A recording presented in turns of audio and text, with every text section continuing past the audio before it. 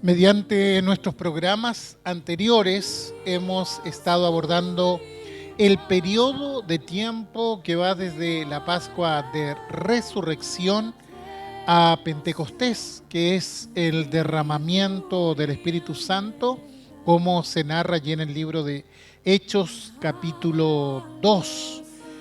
En los últimos programas nos hemos detenido allí en el capítulo 24 de Lucas, que como hemos dicho es el resumen prácticamente de lo que sucedió aquel periodo de tiempo entre la resurrección y el derramamiento del Espíritu Santo.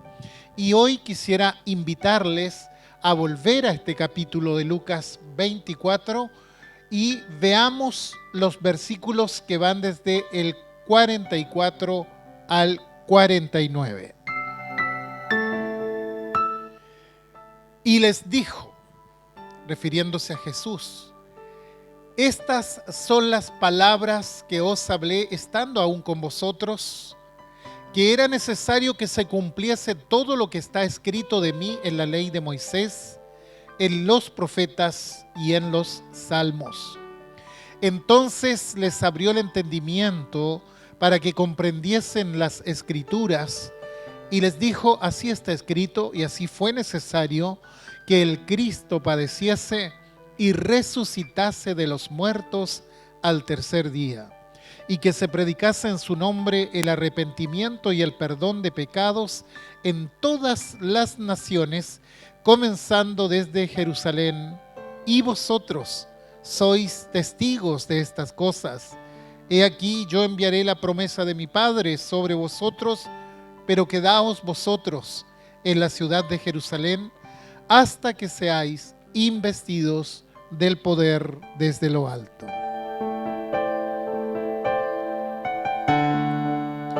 Pablo, escribiendo a Tito, le explica cuál es la finalidad de la obra de Cristo, el por qué el Señor entró al mundo, y lo hace desde un ángulo distinto a como lo hace en otros pasajes. Si yo les preguntara por qué Cristo vino al mundo, seguramente todos o la mayoría probablemente me respondería que Cristo vino para traer salvación a la humanidad perdida. Y por supuesto que esto es así. No hay nada que discutir al respecto. Pero hay algo más. Pablo le dice a Tito, allí en el capítulo 2, verso 14, que el Señor se dio a sí mismo por nosotros. ¿Para qué? Para redimirnos de toda iniquidad y purificar para sí un pueblo propio, celoso de buenas obras. Y es interesante que habla de la obra de Cristo no solo como una finalidad individual, que es la salvación de cada persona, sino también como una finalidad colectiva, social, es decir, constituir un pueblo que sea su pueblo, la iglesia de Jesucristo. También cuando Pablo escribe a los Efesios, dice que el Señor es nuestra paz, que de ambos pueblos hizo uno, derribando la pared intermedia de separación para crear en sí mismo de los dos un solo y nuevo hombre, haciendo la paz. Quiere decir que cuando unimos estos dos pasajes, se nos está declarando el propósito, la finalidad de la obra consumada de Cristo. Esta obra no solo tuvo la finalidad de cambiar a las personas en nuevas criaturas, sino que a través de esas nuevas personas formar un pueblo que sea el pueblo suyo y que sea un pueblo distinto. ¿Cómo se le llama a ese pueblo? Sí, se le llama iglesia. Quiere decir entonces que el sacrificio de Cristo tuvo dos propósitos en dos dimensiones diferentes: cambiar la vida de las personas y formar un pueblo a partir de esas nuevas personas, de esos hombres nuevos. Ahora, formar un pueblo propio y cambiar a los hombres es una aspiración no de ahora nada más. En realidad es una aspiración muy antigua, Muchos hombres eminentes, políticamente hablando, tuvieron esa misma aspiración en la historia. Convocaron, adoctrinaron, impresionaron, pero el impacto de pronto pasó. La doctrina se envejeció, la gente se dispersó y solo nos quedan registros históricos el día de hoy, nada más. Sin embargo, cuando vemos la obra de Jesús, resulta que la obra de Jesús aún está presente, está más vigente que nunca el día de hoy. Su causa, la causa de Cristo, es la única causa que atravesó la historia y que llegó desde hace 2000 años a todos los pueblos y todavía el día de hoy está vigente. Pero ¿por qué sucede esto? Muchos estarían deseosos de conocer el secreto. Bueno, no basta con reunir gente. Jesús sí reunió a un grupo de discípulos, pero no bastó solamente con eso. No basta con adoctrinar a un grupo de seguidores. El Señor sí los adoctrinó, les enseñó muchas cosas, pero no basta solamente con eso. Debe haber algo más. Jesús tuvo 3 años de adoctrinamiento, le siguió un lindo grupo de hombres y mujeres, pero el ser humano necesita algo más para vivir en unidad. Necesita un cambio espiritual que solo Dios puede hacer. Y si no aparece ese cambio espiritual, algo que solo Dios puede hacer en el corazón del hombre, no existe ni el hombre nuevo ni el pueblo propio, porque hay un problema en el ser humano. Si bien siempre se predica la unidad, siempre se practica la disgregación, la desunión. Y fíjense que esto es una constante. Se predica la unidad, pero se practica la disgregación. Con cuánta razón el profeta Isaías dice que todos nosotros nos descarriamos como ovejas. ¿Qué significa eso? Que cada cual se apartó por su camino. ¿Qué está diciendo? Que Dios ha creado un rebaño y sin embargo al principio el pecado hizo que todos los hombres, que todos los seres humanos se descarriaran, que cada uno se fuera por su propio camino, que todos se disgregaran. La unidad es prácticamente un imposible sin la intervención de Dios.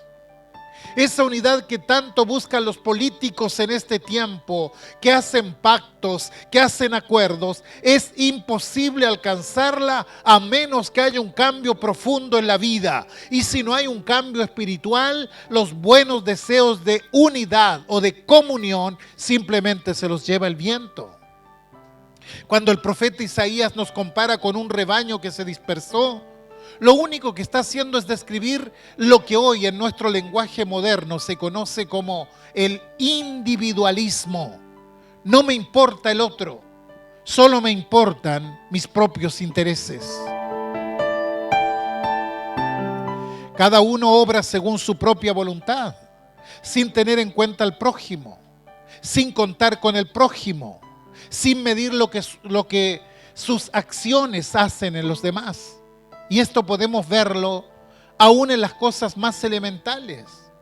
De pronto y en medio de la noche, 3:30 de la mañana, todo tranquilo en el barrio, todo el mundo duerme, y de pronto irrumpe un automóvil conducido por un jovencito, no sé, 18, 19 años, con parlantes a todo volumen y con las ventanillas abiertas. Pregunto, ¿tenía ese joven conciencia de que a esa hora había gente durmiendo? ¿Tenía conciencia que personas descansaban porque al otro día tenían que salir a trabajar temprano? No, a él no le interesa eso. Él vive como se le antoja, tiene sus propias reglas, sus propias leyes. Seguramente además, porque cuando la gente salga a trabajar, él se estará acostando recién. Y usted sabe que esto no es un caso aislado lo que estoy contando. Seguramente a ustedes les ha pasado en más de una ocasión. Bueno, esto es un poco el reflejo de todo lo que pasa en la sociedad. de que cada uno hace lo suyo sin importarle al prójimo, el efecto que eso causa en el prójimo. Quiere decir que como sociedad estamos totalmente disgregados, esparcidos. Cada uno pone sus propias leyes y ese es un efecto de la soberbia y del pecado ciertamente. ¿Por qué? Porque el pecado disgrega. Cada uno tira para su lado. El pecado anestesia a la gente para que no se dé cuenta que lo que está haciendo es malo y que corrompe.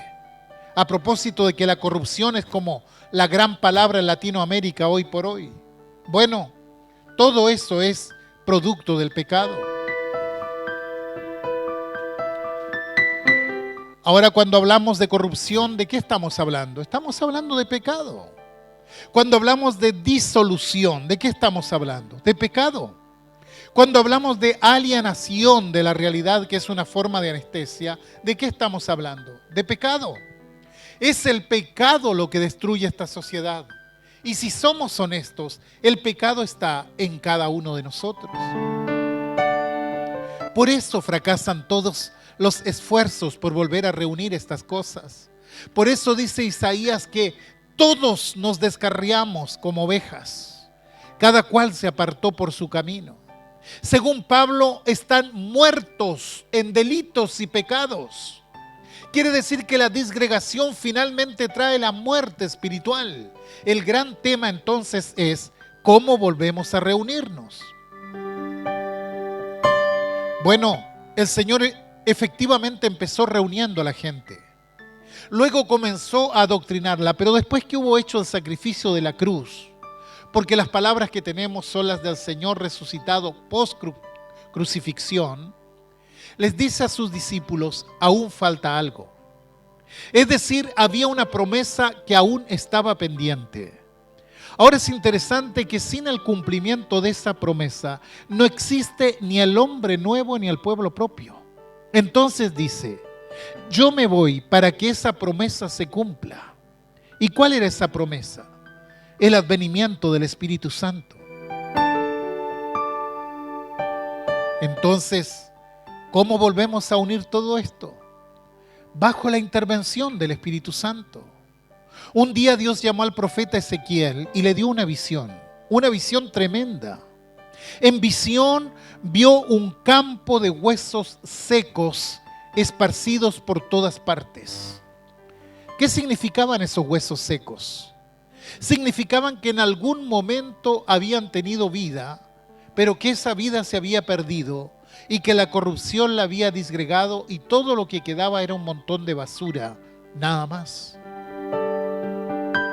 Entonces el Señor lo lleva y le muestra todos esos huesos secos y le pregunta, ¿podrán vivir estos huesos? En otras palabras, ¿esto que está disgregado podrá reunirse y vivir? Y el profeta le contesta, Señor Jehová, tú lo sabes. Entonces el Señor le dice, profetiza sobre estos huesos y diles, huesos secos, oíd palabra de Jehová, háblales. Bueno, es difícil predicarle a huesos que están secos y que están esparcidos, ¿verdad? Pero Ezequiel era un profeta de Dios y tuvo que empezar a predicar allí. Y Ezequiel dice, profeticé como me fue mandado. Y hubo un ruido mientras yo profetizaba y un temblor. Y los huesos se juntaron, cada hueso con su hueso. Surgieron tendones sobre ellos y la carne subió y la piel cubrió por encima de ellos. Pero faltaba algo muy importante. No había en ellos espíritu. Entonces viene Dios y le dice, profetiza nuevamente. Profetiza al espíritu y dile, espíritu, ven de los cuatro vientos y sopla sobre estos muertos y vivirán. Entonces, habiendo profetizado el siervo de Dios, dice la Escritura, entró espíritu en ellos y vivieron y estuvieron sobre sus pies un ejército grande en extremo. ¿Dónde está el secreto de todo esto? En esa parte donde Dios dice, profetiza al espíritu de vida que venga, que se pose sobre ellos. Y lo que el Señor está diciendo en este momento a los discípulos es: yo he hablado a ustedes, ya saben todo, pero ahora que está la obra hecha, todavía falta una cosa. Por tanto, no se muevan, no se vayan de Jerusalén hasta que el Espíritu Santo venga sobre ustedes. ¿Por qué? Porque si no viene el Espíritu Santo, nos vamos a volver a disgregar. Nos vamos a volver a desparramar nuevamente, cada uno irá por su propio lado, porque la cohesión del pueblo de Cristo, la unidad de la iglesia es a partir de la presencia del Espíritu Santo. Cuando viene el Espíritu Santo, empieza a obrar en ese pueblo y forma lo que nosotros llamamos iglesia. Y todo el que llega a la iglesia alcanza la unidad en Cristo, no importa de dónde venga, porque el Señor no reconoce fronteras humanas, ni raciales, ni nacionales, ni sociales, nada. Todos pasamos a ser uno en Cristo Jesús. Y esta es la promesa que los discípulos de aquel entonces debían aguardar. La promesa de: yo rogaré al Padre y os dará otro consolador para que esté con vosotros para siempre. El Espíritu de verdad que mora con vosotros y estará en vosotros. Era necesario que este Espíritu Santo, que es el Espíritu de Cristo, llegue a los creyentes. El Espíritu Santo es lo que Pablo dice en su carta a los Colosenses: es la esperanza de gloria. Y esto es lo que los discípulos esperaban reunidos allí en el aposento alto. Jesús había ascendido a los cielos, pero ellos no debían moverse de allí hasta ser investidos del poder de lo alto. Habían pasado 40 días desde que Jesús había resucitado y ellos comienzan a esperar. 1 día, 2 días, 5 días, 8 días, 9 días, hasta que el día 10º vino al derramamiento del Espíritu Santo y todos fueron llenos del poder de Dios. Mientras no ocurriera eso, simplemente no podían hacer nada. Tenían doctrina, habían visto los milagros, pero era necesario que venga el Espíritu Santo y forme el cuerpo de Cristo. Y eso es justamente lo que ocurre mientras el pueblo de Israel celebraba el Pentecostés y se da inicio oficial a la iglesia de Jesucristo. Fíjese qué cosa más interesante. La obra estaba completa. El pecado había sido pagado en el madero de la cruz, pero era necesaria la formación del cuerpo de Cristo, que es la iglesia. Exactamente 50 días después de la resurrección de nuestro Señor. Yo no sé si usted puede dimensionar la grandeza de todo esto. La puerta a la gracia estaba expedita mediante el sacrificio de Cristo, pero era necesario que los creyentes, los hijos de Dios, formaran un solo cuerpo, que no se disgregaran. Entonces viene el Espíritu Santo y trae esa cohesión poderosa. Y todos nosotros, que por gracia de Dios formamos el cuerpo de Cristo, y cada vez que nos convertimos a Cristo, ingresamos al cuerpo de Cristo, recibimos el bautismo del Espíritu Santo en ese momento. El bautismo del Espíritu Santo pasa a ser una gloriosa realidad en cada uno de nosotros. Yo pregunto, ¿cuántas veces debe bautizarse una persona? ¿Cuántas veces se ha bautizado usted? Bueno, con una vez es suficiente. ¿Por qué? Porque somos un cuerpo.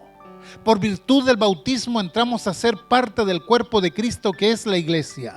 Y aunque el tiempo nos lleva a diversas circunstancias y todos nos desempeñemos en diferentes esferas de la sociedad, en esencia seguimos siendo del cuerpo.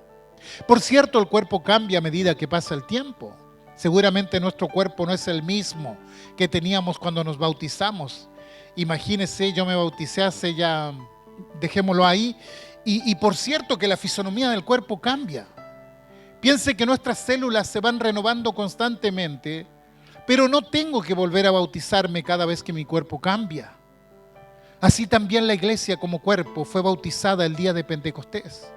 Y cuando yo entro a ser parte de ella como una nueva célula, yo he sido bautizado juntamente con ella por el Espíritu Santo. ¿Comprende eso? Si somos de Cristo, ya tenemos al Espíritu Santo con nosotros.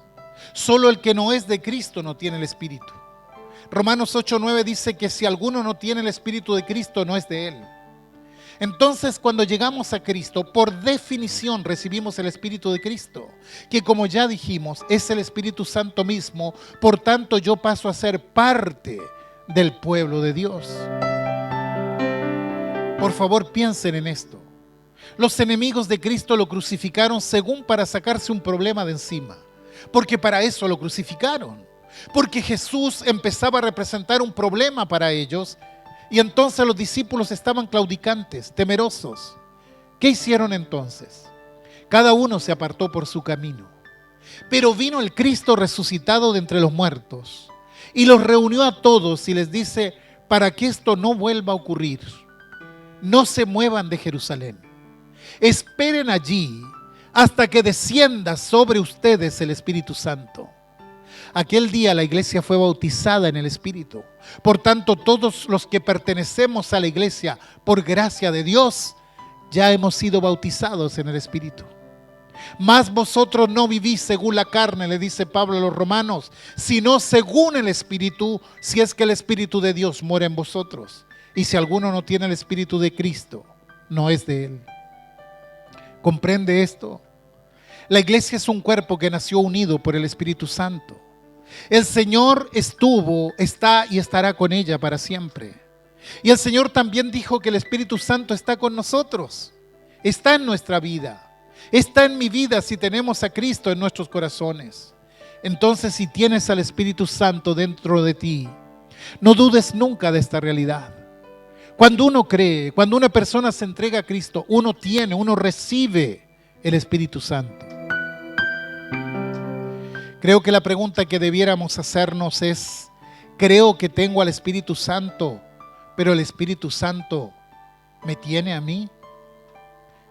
Fíjese qué interesante esto. No basta solo con que yo tenga el Espíritu Santo. Es necesario que el Espíritu Santo me tenga a mí. Hay una gran diferencia entre lo uno de lo otro. Una cosa es nosotros tener el Espíritu. Otra muy distinta es que el Espíritu nos tenga a nosotros. Puedo tener el Espíritu y aún así no dejarlo que obre como debe obrar en mi vida. Y esa es la gran tragedia de muchos cristianos alrededor del mundo. Pueden tener al Espíritu Santo, pero no dejarlo que rebose en sus vidas todos los días. Cuando el Señor estaba conversando con la mujer samaritana, ella tal vez no podía entender ciertas cosas espirituales en ese momento. Le dijo Jesús: si conocieras el don de Dios y quién es el que te dice dame de beber, tú le pedirías y Él te daría agua viva. Cualquiera que bebiere de esta agua volverá a tener sed, mas el que bebiere del agua que yo le daré no tendrá sed jamás, sino que el agua que yo le daré será en él una fuente de agua que salte para vida eterna. La fuente de agua es el manantial puro que sale de la roca viva que es Cristo. Es un manantial de agua pura que emana desde el interior y sale hacia afuera. Y lo que Dios quiere hacer de nosotros es que donde estemos seamos manantiales de vida. Pero claro, si somos honestos, muchas veces no dejamos que Dios actúe en nosotros. Entonces no solo no nos transformamos en manantiales de vida, sino que muchas veces somos verdaderas fuentes estancadas de amargura desde adentro hacia afuera. Y perdónenme que diga esto, pero cada vez que veo a un cristiano amargado, pienso que algo anda mal con el Espíritu Santo, que algo anda mal en su vida espiritual. Cada vez que veo a alguien que se anda quejando, es porque algo anda mal con el Espíritu Santo. Cada vez que veo a alguien que ve la paja en el ojo ajeno, pero no la viga que tiene en el propio, es porque está en problemas con el Espíritu Santo. Cada vez que veo cristianos que no se involucran con la congregación y que no les interesa el programa de la iglesia, es porque algo anda mal con el Espíritu Santo. Creen en Dios, le han recibido en sus corazones probablemente, pero no son iglesia. no son parte del cuerpo. No les interesa qué se haga o qué se deje de hacer. ¿Saben? Hay una doctrina extraña proveniente del mismo infierno que le ha hecho creer a las personas que si ya tienen a Cristo en sus vidas, la iglesia no importa. Hay quienes dicen, yo creo en Cristo, pero no creo en la iglesia. Pero cuidado, ¿por qué murió Cristo? No solo para salvar al pecador, también murió para formar un pueblo, su propio pueblo. Y si usted no se siente identificado con ese pueblo, bueno, comience a preocuparse desde ahora mismo. La razón de todos nuestros males en nuestra vida es porque no nos entregamos a Cristo como Él quiere. Él no nos tiene a nosotros, porque nosotros muchas veces salimos con nuestras propias interpretaciones bíblicas y acomodamos el evangelio para no servir como corresponde. Entonces las cosas no salen bien, porque no estamos conectados a la fuente del bien. Empiezo a mirar y resulta que todo lo veo negativo. Un día me cruzo con un hermano y resulta que ese hermano no me saludó. Y ya me vino toda la amargura, porque resulta que no sé qué le hice. Oiga, pero si él no te saludó, anda a saludarlo tú. Existe una gran posibilidad de que él no te haya visto. Pero cuando la vida espiritual no anda bien, cualquier cosa ya es motivo para sentirse mal y desalentarse. Como pastor he visto a personas que se alejan de la comunión y yo no sé por qué se alejan. Al tiempo me vengo a enterar que estaban enojados conmigo y yo ni siquiera me di cuenta de eso. Acá vivimos en una ciudad pequeña, de tal modo que cuando salimos a trámites o de compras, por lo general nos encontramos con muchas personas conocidas. Vamos a la feria y entre mirar y consultar el precio de la fruta, de la verdura, hay altas posibilidades de que alguien que conozco se me pase sin saludarlo. Pero si no lo saludo, no es porque me cae mal, simplemente no lo vi. Y me ha pasado que a veces veo a hermanos de la iglesia y yo los veo y por supuesto los saludo. Pero ellos están tan ocupados en sus cosas que simplemente no se dan cuenta que los saludé. Pero no por eso me voy a sentir mal. Si ellos tuvieran algo contra mí, yo creo que me lo dirían. Entonces deduzco que no me vieron simplemente. Entonces convengamos como gente madura que cuando empiezo a ver el mal en el otro, en realidad el mal está en mí, no en el otro. Por eso el apóstol dice, examinaos si estáis en la fe. Es bueno examinarse. Lo hemos dicho muchas veces. Primero porque tengo que saber dónde estoy parado espiritualmente. Y una vez que sé dónde estoy parado espiritualmente, entonces debo dejar que el Espíritu Santo obre en mí. El que cree en mí, dijo el Señor Jesucristo, de su interior correrán ríos de agua viva. Y Juan aclara el significado de esta frase en su evangelio cuando dice, esto dijo del Espíritu que había de recibir los que creyesen en Él, pues aún no había venido el Espíritu Santo porque Jesús no había sido aún glorificado. Si usted es un hijo de Dios, si tiene al Señor en su vida, entonces debe haber una satisfacción en su ser interior, porque conoce el acceso a la paz y a la esperanza. Por sobre las dificultades, el Señor nos enseña a surfear en medio de las dificultades, de las olas terribles de la sociedad. Nos enseña a no perder el gozo del Espíritu Santo. Dice, ríos de agua viva correrán desde su ser interior. Entonces, más que pedirle a Dios el cielo y la tierra, lo que debemos es pedirle fuerza para vivir. Experimentar el cielo interior en este mundo tan complejo en que vivimos. Es plan del Señor que cada uno de los suyos sea una fuente de bendición para los demás. Ser una fuente de bendición para la familia. Ser una fuente de bendición para los amigos, para los compañeros de trabajo, de estudio. Ser una fuente de bendición donde me muevo normalmente. El Señor no dijo que no tendríamos problemas. No dijo que todo nos iría bien. El Señor dijo que tenemos que ser de bendición a pesar de tener aflicciones en el mundo. Y este es el gran mensaje que les trajo Jesucristo ese día. Ellos vieron a Jesús resucitado y dijeron, está todo listo. Pero Jesús le dijo, no, Hay una promesa que falta cumplir todavía, y esa promesa es que el Espíritu Santo tiene que descender y hacer de ustedes un solo cuerpo, una iglesia, una comunidad, no unos por aquí y otros por allá, sino todos juntos en un mismo espíritu. Pero ¿realmente estoy dentro del cuerpo o observo a la distancia nada más? ¿Soy parte activa de una congregación o soy un pasajero, un observador casual? Deje que el Espíritu Santo le inserte en el cuerpo de Cristo. No se muevan de Jerusalén, les dijo Jesús a sus discípulos. Esperen el cumplimiento de la promesa. Cuando participamos del culto nos unimos alrededor de la palabra de Dios. Es de esperar que nadie llegue por accidente a una reunión. El Señor por su Espíritu nos mueve para llegar hasta allí a ofrecerle el culto a Dios, quien es digno de alabanza, y al salir de allí nos separamos. Cada uno se va por su lado, a menos que vivan en la misma casa. Probablemente pasarán días sin que se vuelvan a reunir, pero seguirán unidos los unos a los otros en Cristo Jesús. Seguirán manteniendo el espíritu de pertenencia y donde quiera que vayan durante la semana llevarán el manantial de vida de Jesús. Llevarán la luz de Cristo donde quiera que vayan. Pidámosle al Señor que comenzando cada uno en su lugar, donde estemos, podamos iluminar y podamos hacer que el agua de vida llegue a todos los que están alrededor, porque el Señor dijo, y serás bendición, y serás bendición. Y esto es algo que cada uno de nosotros tiene que tomarse muy a pecho.